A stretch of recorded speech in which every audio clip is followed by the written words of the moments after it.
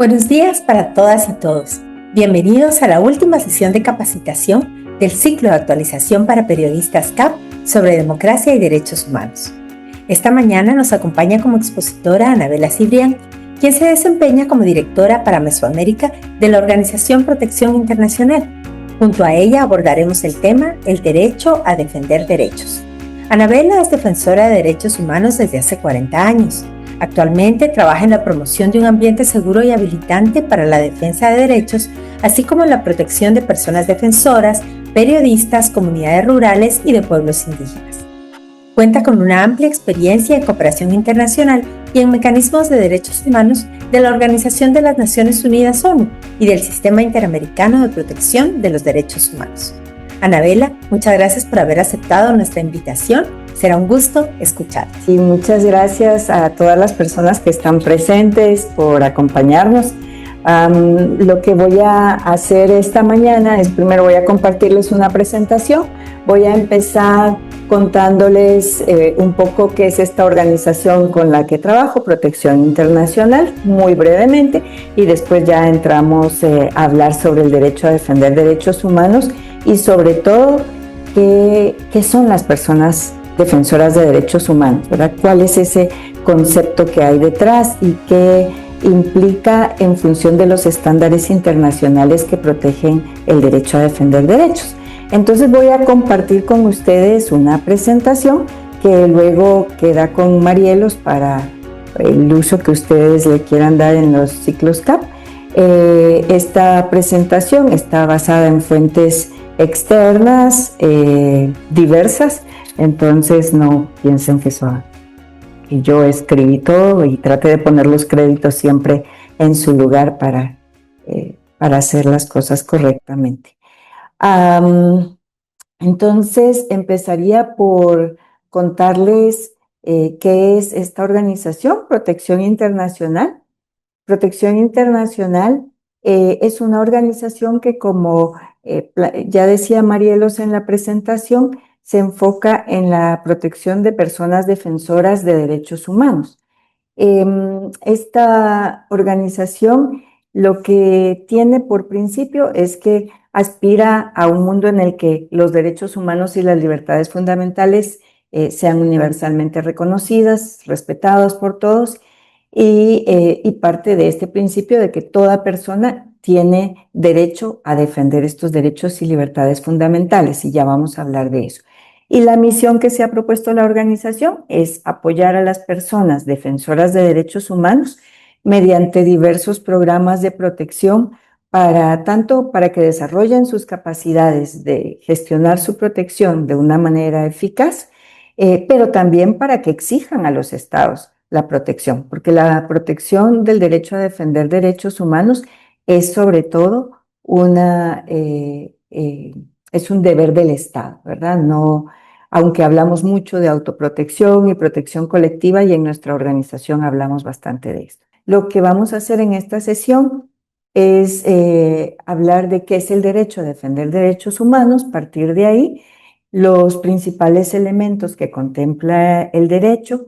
Vamos a hablar bastante más detenidamente sobre qué es una persona defensora, un poco sobre la situación de las personas defensoras de derechos humanos en Guatemala, los desafíos, algunos avances que hay, y pues que podamos hacer un intercambio con todas y todos ustedes. Entonces empiezo con esto. La Asamblea General de las Naciones Unidas aprobó esta declaración que tiene un nombre larguísimo y que por eso se los dejé aquí anotados. Es la Declaración sobre el Derecho y el Deber de los Individuos, los grupos y las instituciones de promover y proteger los derechos humanos y las libertades fundamentales universalmente reconocidas, que también algunos la identifican como la Resolución A/Res/53144 o la 53144. Y más coloquialmente, todas las personas que trabajamos en relación con derechos humanos o personas defensoras, pues hablamos de la Declaración sobre los Defensores de los Derechos Humanos. Y así la vamos a estar nombrando a lo largo de esta presentación, la Declaración sobre Defensores. Ya ustedes saben que se refiere a esta que está aquí titulada. Entonces voy a empezar, no vamos a leer todos los artículos de la declaración, por supuesto, pero sí quisiera empezar con este que es un artículo fundamental, el artículo 1 de la declaración, que plantea que toda persona, y me gustaría que se fijen en las palabras que hay ahí, toda persona tiene derecho individual o colectivamente a promover y procurar la protección y realización de los derechos humanos y las libertades fundamentales en los planos nacional e internacional. ¿Por qué es importante esta definición que está en el artículo 1? Esta declaración del derecho está hablando de varias cosas. Primero, que el derecho a defender derechos humanos se puede ejercer individual o colectivamente. Entonces también los derechos vinculados con este los tenemos que entender de una manera individual y colectiva. Y después habla ya que es un derecho a promover, a procurar la protección y la realización de los derechos y libertades fundamentales, y habla tanto en el plano nacional como en el plano internacional. Entonces, el artículo 1 ya nos da una dimensión bastante amplia e importante del derecho. Les quisiera mencionar un ejemplo. Hace años, cuando estábamos tratando de promover algunas iniciativas, estoy hablando del año 2007 primero, 2008 después y subsecuentemente, tratando de promover un reconocimiento del Estado de Guatemala de las personas defensoras de derechos humanos, las personas que ejercen este derecho. Hubo en algún momento un intento de parte de algunos funcionarios estatales. Podría haber sido por desconocimiento o con una cierta intención detrás de propiciar que se listara quiénes eran las personas defensoras de derechos humanos. Y entonces empezaron a preparar una enorme lista, ¿verdad? Son personas defensoras, las que defienden derechos de los pueblos indígenas, las que defienden derechos de las mujeres, no sé qué, no sé qué, y una lista larga que ustedes se pueden imaginar. Pero nuestra posición, al igual que la de muchas organizaciones de derechos humanos y la Oficina del Alto Comisionado de Naciones Unidas en Guatemala, fue no listar, porque la declaración tiene este artículo 1 que es bastante amplio y abarcador. Entonces, en el momento en que nosotros hacemos una lista, podemos dejar a alguien fuera. Por eso es mejor tener presente pues otros elementos que ahora vamos a conversar y evitar que nos quieran decir, mire, es que para protegerles mejor necesitamos hacer un listado y poner en la ley quiénes son las personas defensoras de derechos humanos. Eso es una cuestión de alto riesgo y el artículo 1 de la declaración nos da el marco para la definición de persona defensora. Ahora, Marielos me pedía que mencionara como los principales elementos que abarca este derecho.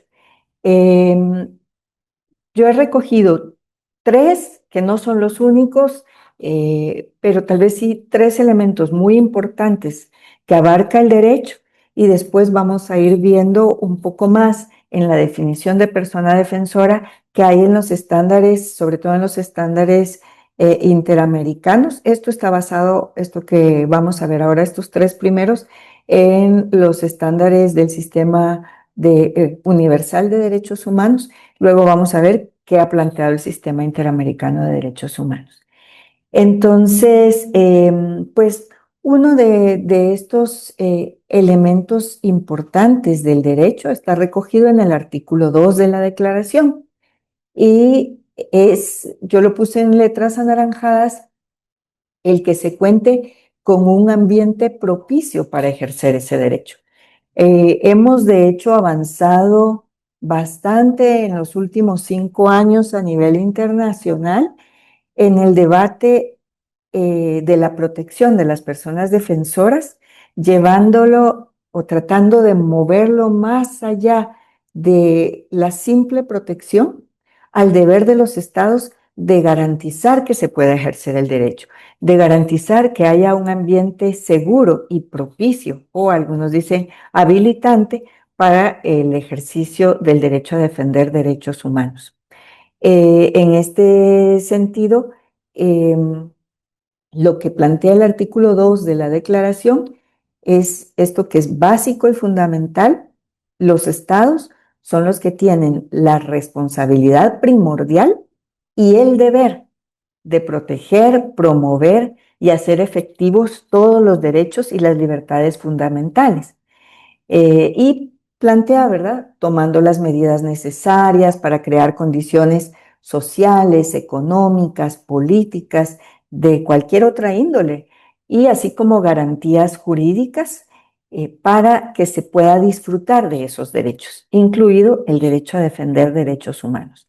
Entonces, un primer elemento importante es la obligación estatal, y esa obligación estatal incluye el asegurar que exista un ambiente seguro y propicio para el ejercicio del derecho a defender derechos. Otro elemento que quería aprovechar para resaltar en este intercambio con ustedes es la relación del derecho a defender derechos humanos con otros derechos. Entonces, la declaración plantea en el artículo 5 que a fin de promover y proteger los derechos humanos y las libertades fundamentales, entonces dice toda persona y vuelve, y la declaración reitera siempre, individual o colectivamente. Toda persona tiene derecho individual o colectivamente en el plano nacional e internacional, entonces dice, a reunirse o manifestarse pacíficamente. Esta libertad de reunión pacífica es una libertad fundamental y muy estrechamente ligada con el derecho a defender derechos humanos. También a formar organizaciones, asociaciones o grupos no gubernamentales, dice ahí, ¿verdad?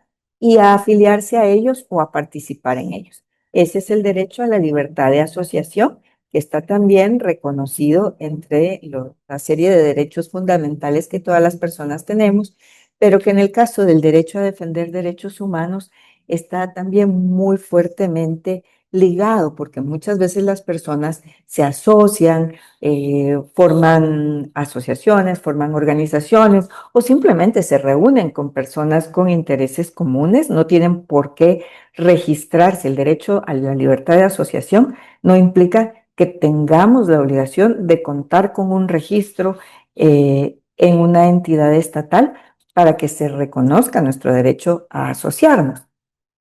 Entonces, este también es muy importante para la exigencia colectiva de derechos y para la defensa colectiva de derechos. Y este que tiene que ver bastante con la labor que ustedes realizan, que es a comunicarse, ¿verdad? O sea, a comunicarse con organizaciones no gubernamentales e intergubernamentales. Por supuesto que el derecho a la libertad de prensa, el derecho a la libertad de expresión, son otros derechos que están fuertemente ligados con el derecho a defender derechos humanos, aunque no vamos a profundizar ahí en este momento, pero es parte del ejercicio de defender derechos el tener la posibilidad de que el Estado garantice la libertad de expresión de todas las personas. Y un tercer elemento que quería resaltar hoy y que también está en la declaración, en el artículo 12, es el derecho a la protección. Entonces ahí está copiado una parte del artículo 12. El artículo 12 es más amplio, eh, pero sí eh, recogí este fragmento del artículo 12 en el que se plantea que el Estado garantizará la protección por las autoridades competentes. Y fíjense, de nuevo, habla de la protección individual y colectivamente, ¿verdad? O sea, de toda persona individual o colectivamente frente a toda violencia, amenaza, represalia, discriminación negativa de hecho o de derecho, presión. Bueno, todo esto que está planteado en este fragmento del artículo 12 y que también insiste en que, y por eso de ahí tenemos toda la discusión en algunos países de la región sobre la importancia de que la protección a quienes defienden derechos humanos no se limite a la protección individual, sino también incluya las posibilidades de protección colectiva. Ahora quisiera pasar a esto que está muy ligado con lo que estábamos hablando. Yo les decía que, bueno, esta oposición que tuvimos organizaciones de derechos humanos a la intención que hubo en algún momento en el Estado de listar quiénes eran las personas defensoras de derechos humanos. Entonces, lo que he traído aquí con ustedes es parte de la jurisprudencia del Sistema Interamericano de Derechos Humanos y que han trabajado personas de la Corte Interamericana de Derechos Humanos, que han hecho síntesis de la jurisprudencia que hay. La persona en la foto es el defensor hondureño Juan López, quien fue asesinado el 14 de septiembre de 2014 en Tocoa eh, por el ejercicio de su derecho a defender derechos humanos. Juan López era un defensor ambiental reconocido, muy querido de su comunidad, una persona que además tenía un activismo especial en su iglesia y fue asesinado saliendo de la iglesia la noche del 14 de septiembre de 2024. No es el único caso, lamentablemente, el de Juan López. Pero bueno, así como Juan, hay muchas otras personas defensoras de derechos humanos en toda la región. ¿Y cómo las definimos? Entonces, en la jurisprudencia de la Corte Interamericana de Derechos Humanos, del sistema interamericano, ya hay una serie de sentencias que nos ayudan a sacar esta definición de persona defensora de derechos humanos. Y, por ejemplo, en el caso Luna López versus Honduras, esta es otra persona, no es Juan López, pero en el caso de Luna López, que es un caso en el que hubo una sentencia en 2013 por parte de la Corte, uno de los elementos importantes que hay en esta sentencia es que la Corte concluye que la calidad de persona defensora de derechos humanos radica en la labor que realiza, con independencia de que sea un particular o un funcionario público. O sea, no importa quién es la persona, sino qué labor realiza. Ese es un elemento clave que a lo largo de otras sentencias de la Corte también se va recogiendo.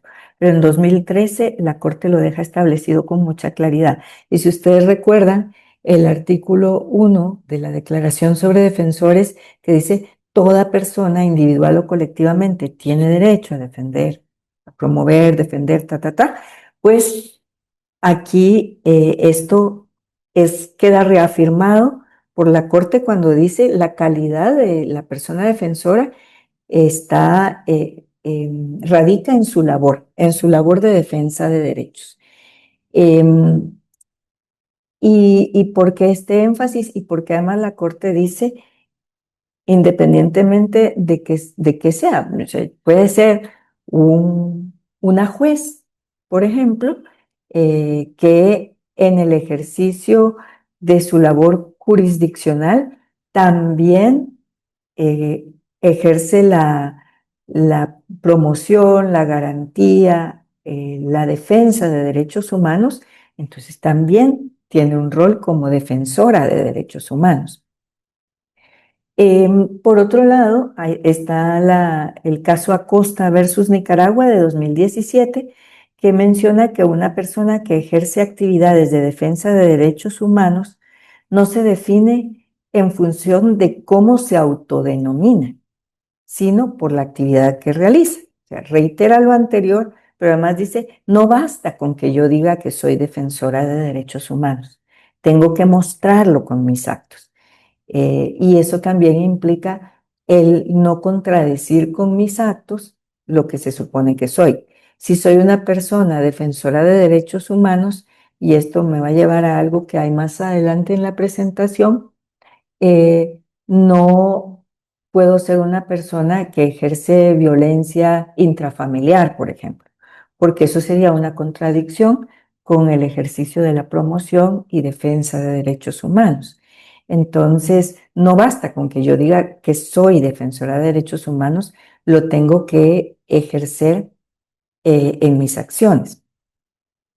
Y por otro lado está el caso guatemalteco, que ustedes probablemente muchas de las personas aquí conocen, el caso Defensor de los Derechos Humanos versus Guatemala de 2014, que se refiere al caso de Florentín Gudiel, que además, finalmente, en cumplimiento de esta sentencia, da origen a la actual política de Guatemala para la protección de personas defensoras de derechos humanos, a la que voy a hacer mención al final de esta presentación.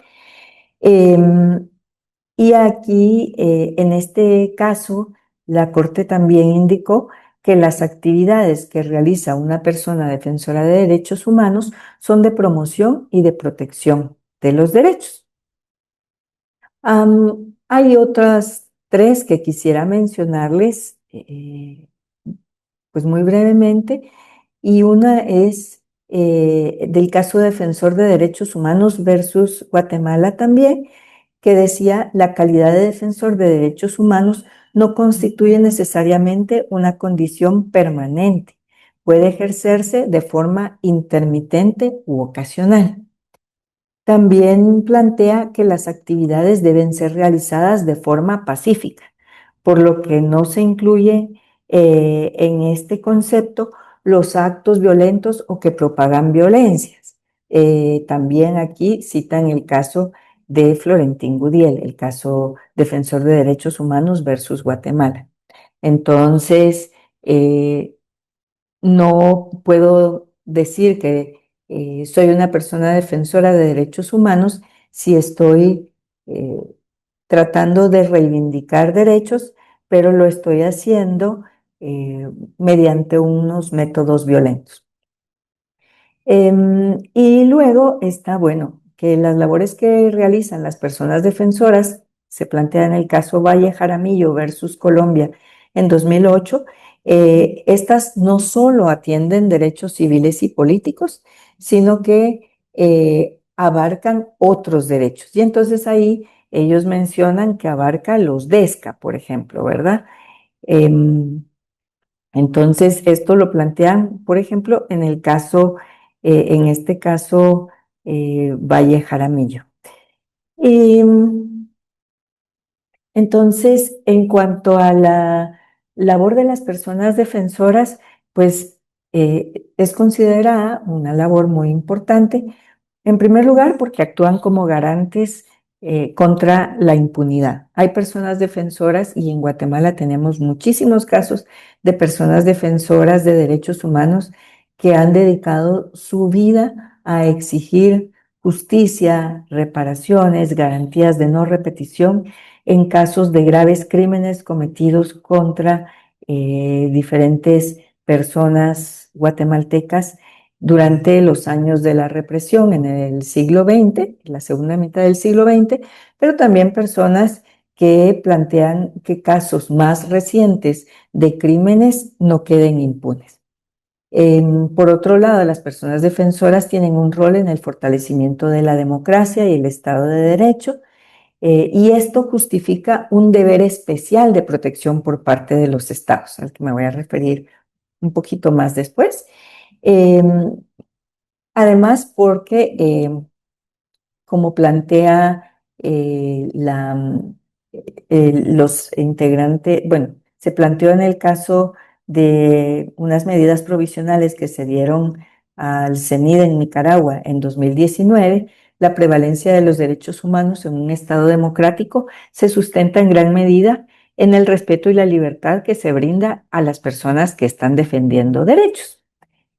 Es decir, las personas que están defendiendo, que están exigiendo el cumplimiento de derechos humanos, están contribuyendo a que podamos vivir en democracia y con el respeto de los principales derechos, que son derechos de todas las personas que habitamos la comunidad. Los defensores de derechos humanos, de acuerdo con la Corte, desempeñan un papel decisivo al documentar, al dar a conocer violaciones de derechos humanos. Suelen ser portavoces de grupos vulnerables y marginados. En muchos casos representan parte de movimientos de base. Es decir, la definición es muy amplia. Ustedes la pueden leer aquí en la presentación.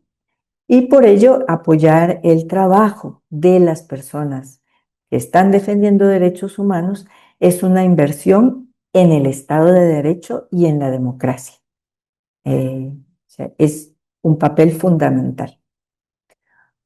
Ahora quería entrar a esta idea de la obligación reforzada de protección del Estado, porque a veces hay quienes dicen, bueno, pero ¿por qué tiene que haber una política de protección a defensores de derechos humanos? Todos aquí estamos en unas condiciones que nos exponen a la violencia en todo el país, cosa que es cierta y que hemos estado viviendo muy fuertemente en los últimos días. Entonces, ¿por qué le vamos a dar una protección especial a estas personas que defienden derechos? Y la Corte sobre esto lo que dice es que toda persona en situación de vulnerabilidad es titular de una protección especial. Entonces, las personas que están defendiendo derechos humanos muchas veces están en la primera línea, exponiéndose por exigir el cumplimiento de los derechos de otras personas. Y este ejercicio de su papel defendiendo derechos les coloca en una situación especial de vulnerabilidad e implica una obligación reforzada del Estado de adoptar medidas positivas que garanticen la protección de estas personas. Y pues expone un poco más la Corte que los estados deben facilitar los medios necesarios para que las personas defensoras de derechos humanos o que están cumpliendo una función pública en garantía de los derechos humanos o en protección de los derechos humanos también deben ser protegidas y sobre todo protegidas cuando son objeto de amenazas o de distintos tipos de ataques como vamos a ver más adelante. Hubo, y aquí voy a dejar de mencionar la jurisprudencia de la Corte, pero ha habido unos avances jurisprudenciales después de los casos que les mencionaba antes y del caso que llevó a la definición de la política pública en Guatemala. En 2018, el caso Escaleras Mejía y otros, en el que la Corte confirmó, sin perjuicio de su reconocimiento, las normas existentes no establecían un único derecho que garantice la labor de promoción y protección de los derechos humanos y planteaba que hay componentes de múltiples derechos cuya garantía permite que se materialice la labor de las personas defensoras. Ustedes recuerdan que al inicio hablábamos el derecho de la libertad de asociación, el derecho a la libertad de expresión, bueno, y también el derecho a las garantías judiciales, a la protección judicial. Entonces, hay otros derechos que están fuertemente vinculados y que deben ser protegidos para que las personas puedan ejercer su derecho a defender derechos. Y más recientemente, hace 2, 3 años, en 2023, estuvo la sentencia del caso Cajar versus Colombia, en el que la Corte reconoció el derecho a defender derechos humanos como un derecho autónomo y que este derecho abarca entonces diversas actividades dirigidas a promover y proteger los derechos humanos sin limitaciones ni riesgos. Y esto también es parte de la base para que tengamos ahora en Guatemala una política pública de protección. ¿Qué está pasando ahora en la región? Esto lo voy a pasar más rápido porque es algo que seguramente ustedes tienen incluso más información de la que yo puedo presentarles. No me voy a referir a la región, pero me voy a referir primero a algunas generalidades, sin hablar de casos específicos, y después mencionar algunos de los datos que la UDFEGUA ha presentado en cuanto a la situación de las personas defensoras de derechos humanos. Hay una serie de desafíos para el ejercicio del derecho a defender derechos humanos que son comunes a la mayoría de los países de nuestra región. Estamos viviendo en distintos países limitaciones a la libertad de expresión. Aquí en Guatemala mismo se ha vivido y en algunos casos se sigue viviendo la persecución de radios comunitarias, el acoso, las agresiones a las personas periodistas, a las personas comunicadoras comunitarias. Hay también limitaciones a la libertad de asociación mediante nuevas legislaciones que limitan el trabajo de las organizaciones de derechos humanos. Se están promoviendo en algunos países leyes sobre las ONGs, leyes sobre agentes extranjeros que limitan el acceso a financiamiento para las organizaciones de derechos humanos, otro tipo de legislaciones que permiten la aplicación de medidas administrativas contra las organizaciones, las mismas regulaciones de la Intendencia de Verificación Especial que está destinada a ser coadyuvante para combatir el lavado de dinero, eh, puede ser utilizada con mala intención o de una manera arbitraria contra la labor que realizan organizaciones que ayudan a la protección de las personas que están defendiendo derechos humanos. También estamos viviendo en distintos lugares de la región eh, experiencias de destrucción del tejido psicosocial comunitario a partir de toda la serie de violencias que se están viviendo contra las personas que ejercen el derecho a defender derechos.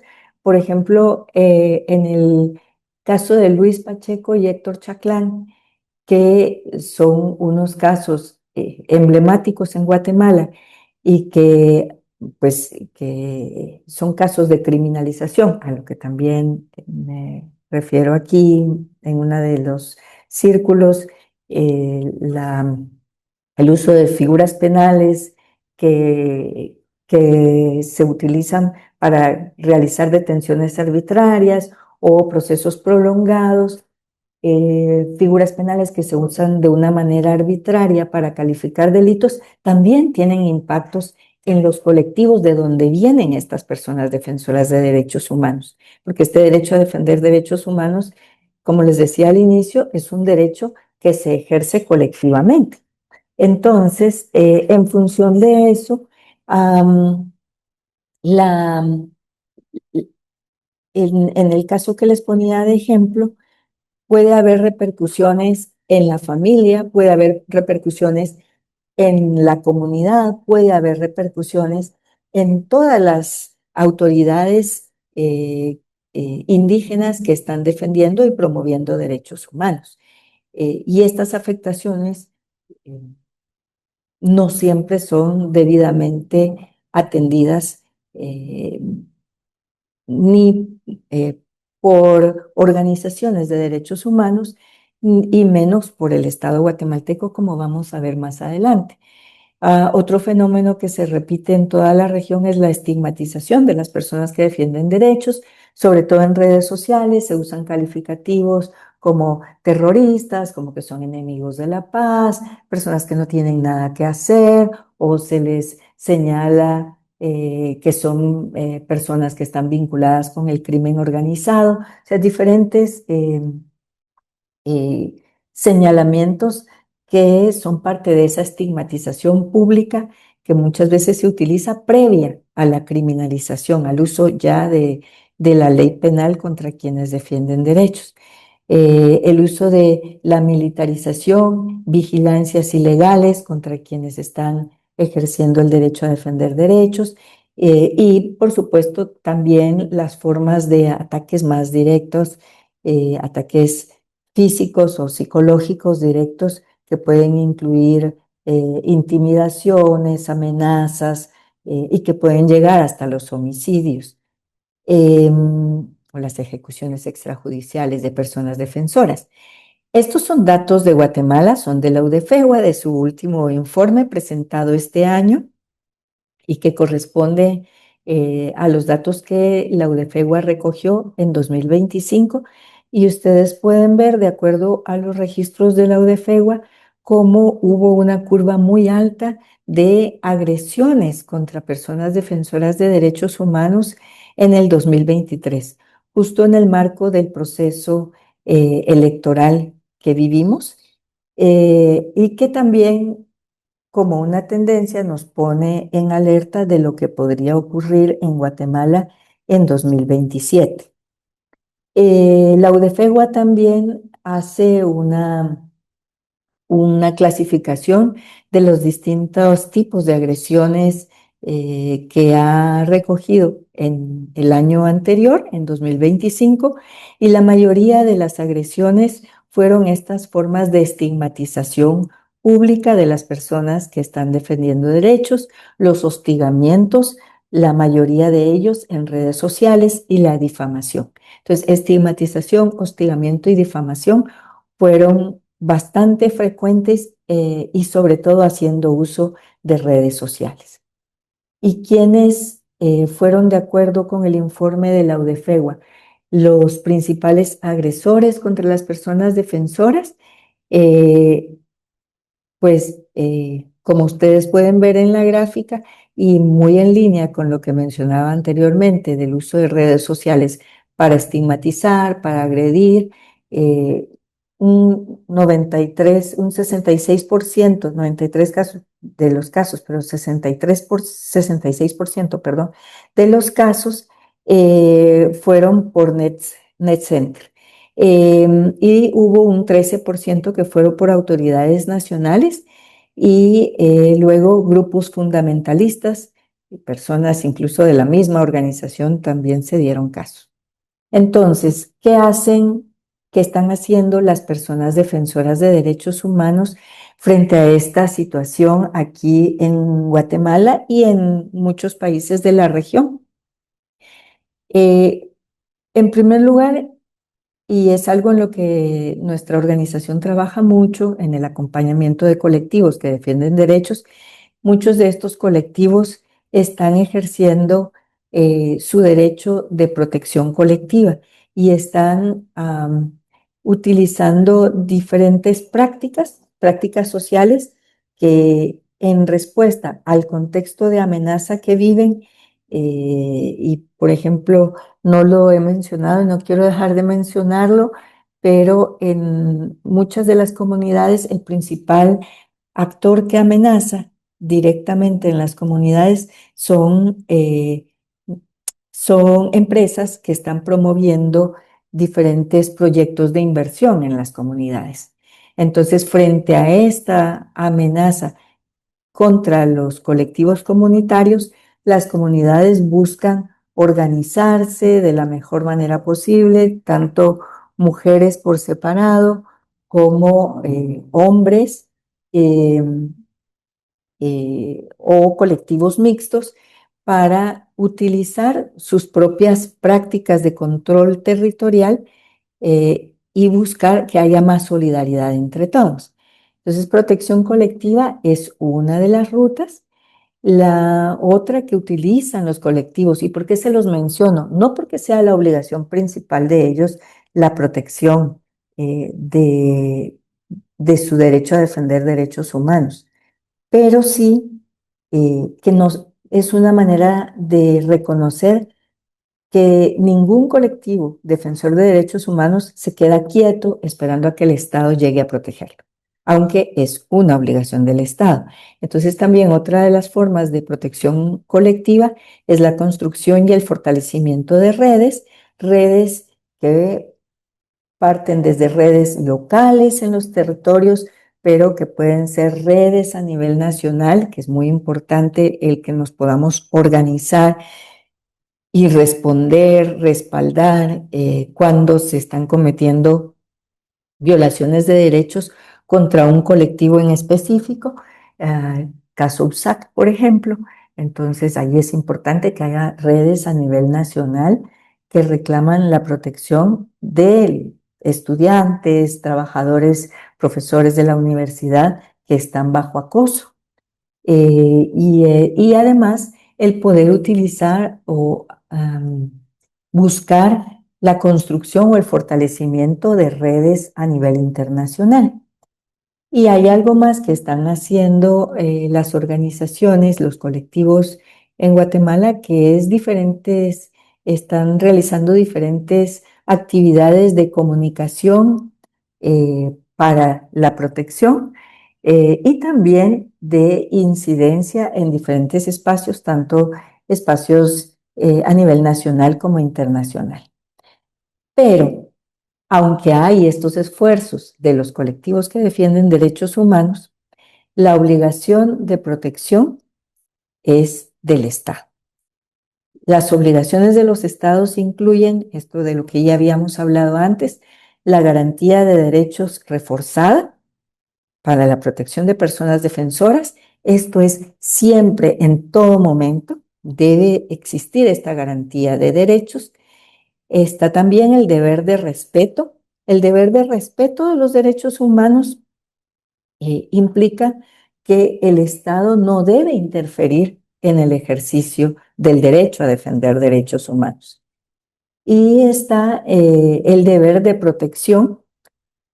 Mientras la garantía de derechos reforzada y el deber de respeto se dan en situaciones ordinarias, el deber de protección ante una situación se da fundamentalmente ante una situación de peligro o de riesgo.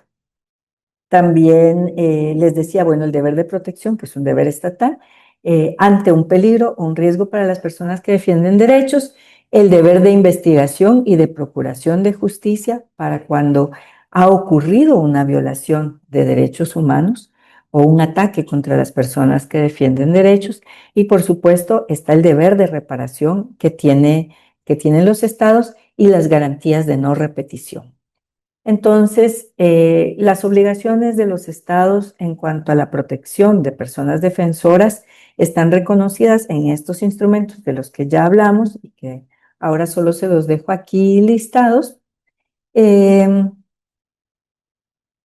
Y en este deber de protección se han hecho, el sistema interamericano ha llamado a la creación de políticas públicas o de mecanismos de protección o de leyes. No en todos los estados de la región se cuenta con el mismo tipo de instrumento. A veces se combinan unos y otros, como decía, Guatemala tiene desde el 13 de noviembre del año pasado una política pública de protección a personas defensoras. Pero lo que sí es importante y que la Corte ha llamado es a que se cumpla con unos criterios para que realmente estas medidas que toman los estados cumplan con el deber de protección. Uno es la participación de las personas defensoras en la definición de lo que vaya a ser esa política o ese mecanismo o esa ley. Las personas defensoras deben participar en la formulación de este marco de protección estatal. Debe ser un abordaje integral, interinstitucional, con criterios flexibles de inclusión de las personas beneficiarias. Entonces, esto, por lo que ya habíamos comentado al principio, de que no pueden ser criterios cerrados de, no, pero usted no es defensor de derechos humanos porque aquí no está en mi lista de defensor de derechos humanos, sino debe haber unos criterios flexibles basados en unas definiciones amplias. Una atención inmediata de denuncias. No sirve de nada que tengamos una política de protección si luego, cuando se hacen denuncias, la atención de las denuncias de amenazas, peor aún, de ataques contra personas defensoras, toma muchísimo tiempo o toma procedimientos muy largos. Debe haber un modelo de análisis de riesgo y de necesidades específicas para las personas defensoras. Actualmente Guatemala todavía no tiene eso. Guatemala sí tiene para la protección de las personas defensoras a la DPPS, una unidad especializada dentro de la Policía Nacional Civil que depende del Ministerio de Gobernación, pero esta DPPS brinda protección a muchas otras personas que lo solicitan, incluso a personas funcionarias, personas diversas, no solo personas defensoras de derechos humanos. Y el modelo de análisis de riesgo que tiene no es un modelo específico y adecuado para las personas defensoras de derechos humanos. Se debe contar también con un sistema de gestión de información, de prevención, de protección. Debe haber planes de protección que atiendan a riesgos particulares y a características particulares como el género, la etnia, condiciones vinculadas con el ambiente en el que se encuentran o riesgos en el medio ambiente, el tipo de labor que realizan las personas defensoras, en fin. Además que tienen que proporcionarse o se debe contar con recursos para estos mecanismos. La política de protección, que es un avance en Guatemala, lamentablemente fue aprobada por el gabinete, por el Ejecutivo, y fue publicada en noviembre del año pasado, pero esto ya había pasado, o sea, cuando llegó el momento en que finalmente se aprobó, ya había pasado el ciclo de aprobación del presupuesto. Entonces la política nació sin la posibilidad de contar con un presupuesto para su implementación. Y será hasta este año, ojalá dentro del ciclo del presupuesto que se aprueba en 2026, que se puedan asignar los recursos para esta política en el año próximo. Mientras tanto, lo que hay es unos ajustes que se están solicitando desde el Ejecutivo, pero que tienen muchas limitaciones para que la política pueda tener la fuerza necesaria para garantizar la protección de las personas defensoras. Pero hay otros avances que tuvieron lugar en años recientes, como la Instrucción 5/2018 del Ministerio Público, que es que fue pues anterior a todo lo que vivimos con el Ministerio Público y la gestión que acaba de pasar, y que no se ha cumplido durante el tiempo en que Consuelo Porras fue fiscal general. Es una instrucción que básicamente da lineamientos de cómo se deberían investigar los ataques contra las personas defensoras de derechos humanos a fin de garantizar que se contempla su condición particular de defensoras y que ayude a que esos casos no queden en la impunidad. También hay una iniciativa que tiene su origen en 2007, cuando Adela de Torreviarte era ministra de Gobernación. Eh, bueno, ella ya falleció, ¿verdad? En 2008, esta iniciativa fue acogida por el gobierno de Álvaro Colón y fue la creación por parte del Ministerio de Gobernación de la instancia de análisis de ataques contra personas defensoras de derechos humanos, que actualmente el gobierno, bueno, después esta instancia prácticamente primero fue debilitada y luego desapareció en los gobiernos de Jimmy Morales y de Alejandro Yamatei. y es en este gobierno que se retoma esta instancia con un nombre un poco más largo, que no les pongo aquí porque ocupa mucho espacio, pero todo el mundo coloquialmente la conoce como la instancia de análisis de ataques contra defensores. Tenemos la política pública a la que ya hice mención. Lamentablemente, hubiese querido mencionar otro avance en Guatemala, podría haber sido la ratificación del Acuerdo de Escazú, que fue una promesa del presidente Arévalo antes de asumir la presidencia. Ya desde que estaba en el Congreso, él como diputado respaldaba la ratificación del Acuerdo de Escazú. El Acuerdo de Escazú tiene un artículo, el artículo 9, que se refiere de manera específica al deber de protección a las personas defensoras del ambiente. Pues Guatemala todavía no lo ha ratificado, entonces seguimos sin este acuerdo, que debería ser uno de los avances que este gobierno ojalá debería reportar antes de finalizar su mandato. Y pues yo termino aquí. Muchas gracias por haberme escuchado. Muchas gracias a Anabela Cibrián por haber participado esta mañana en el ciclo de actualización para periodistas CAP sobre democracia y derechos humanos en Guatemala.